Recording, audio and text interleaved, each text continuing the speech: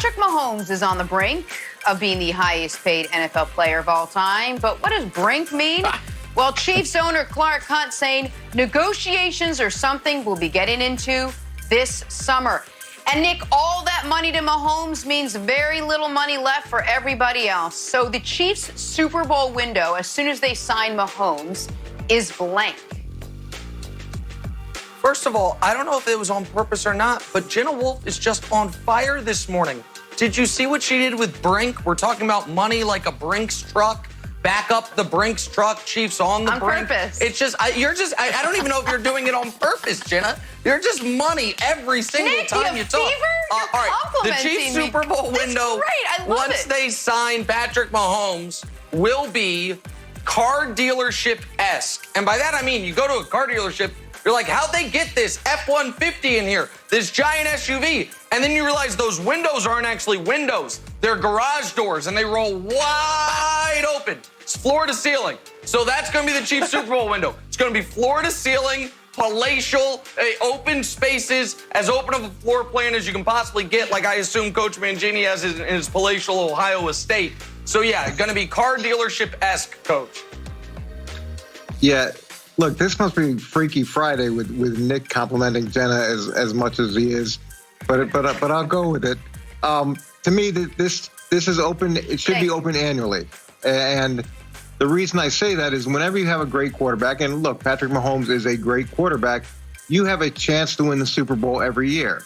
Now, it's not that easy to do. It's definitely not as easy as Nick thinks it is to do. And what you have to do is evolve as an organization, because you do have to compensate for the lack of resources that you have because of what you pay that quarterback. And you've got to make some other really good decisions to support them and build the team and be competitive year in and year out. You've seen a lot of great quarterbacks with only one Super Bowl.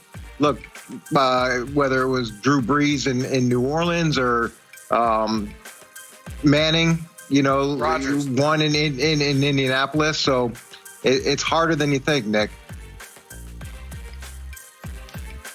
Jenna, I'm going to draw on Nick's car dealership analogies there.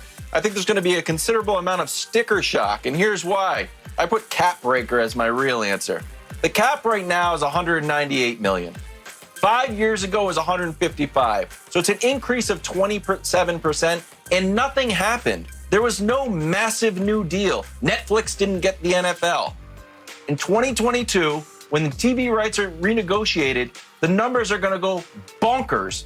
And the number that Nick is going to have to pay Patrick Mahomes to keep him in that red and white jersey is going to be astronomical. I can't even picture. It could be $50 million plus, Nick. I'll take over on $50 million. Sticker shock should be my answer. I put cap breaker. Going in that direction. All right, let's move on to the Philadelphia Eagles now. The Eagles got a heap of love from Hall of Famer LaDainian Tomlinson, who said this about the Birds. This is a team that no one's really talking about. Philadelphia is going to be scary.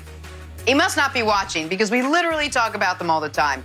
But Nick, LT's comments on the Eagles are blank. Deja vu. What year is it?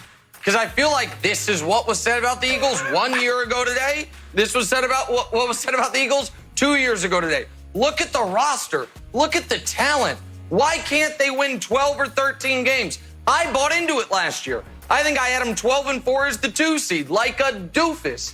Listen, at this point, the Eagles have to prove they are more than a magical 6 quarters of football in the second half or the final 2.5 quarters of the conference championship game and then the Super Bowl against the Patriots. I understand they were spectacular that regular season until Carson Wentz got hurt. But they've now had 2 regular seasons since then when they've been And I don't think they made these massive upgrades this offseason.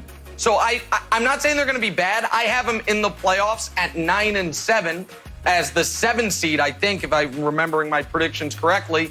But I don't think they're going to be this juggernaut. And I don't know, Coach, if they ever actually were a juggernaut.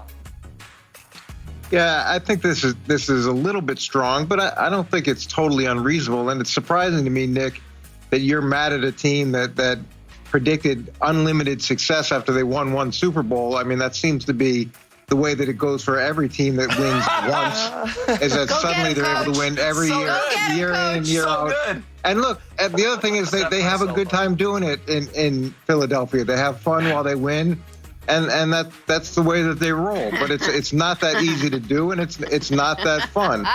Now that being said, they were pretty good last year, and they had a significant amount of injuries, and the injuries continue to be an issue for them, especially at the quarterback position. How well he can sustain himself and stay healthy, that's a big part of this. But they did make some upgrades or added some depth on the defensive line. They've addressed the secondary. They added some more weapons in the receiving core. Deshaun Jackson is back. There's a lot of things to like about the Eagles, but it's still going to be a function of how well that chemistry and those parts can come together. Jenna, I agree with you. I wrote must be nice because when LaDainian says no one's talking about the Eagles, it must be nice because unfortunately our researcher, Dusty, is an Eagles fan, and he makes us talk about the Eagles 24 hours a day. Quick story, All the when the time. schedule release was coming out, we foolishly said, hey, let's kind of like highlight some big games, and then once we get where they land on the schedule, we'll be prepared. We gave the list to Dusty. Dusty comes back with a list of the interesting games, and I swear to God, there were 12 Eagles games on the list of about 40 games. We said, Dusty. So now I asked him to give me a good stat. And Dusty said, literally gave me 10 more stats, but smartly, he said, too long, didn't read, just say this. Continuity, great quarterbacking, and added much-needed youth and athleticism. So thank you, Dusty. Dusty getting roasted out here on a Friday morning. That's not roast, Moving that's a on. compliment. Hey, how about this, guys? Look, Dusty getting it all. LeBron James and Tom Brady are pairing up for a sports docuseries titled Greatness Code that will air on Apple Plus. So you got Very Nick's short. GOAT plus Kevin's GOAT in one place.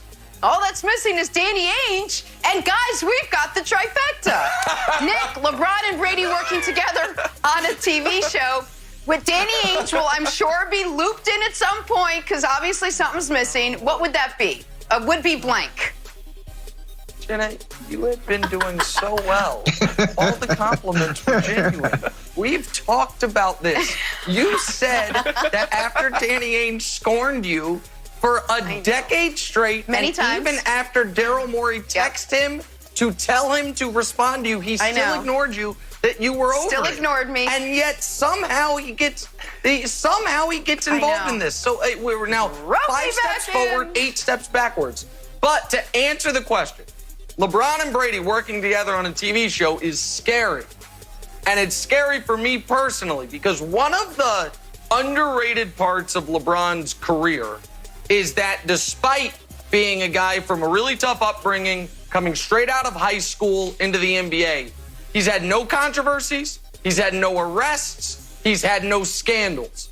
And now to team up with a guy who's been embroiled in cheating scandal after cheating scandal is now, I think he's still being investigated for potential breaking and entering.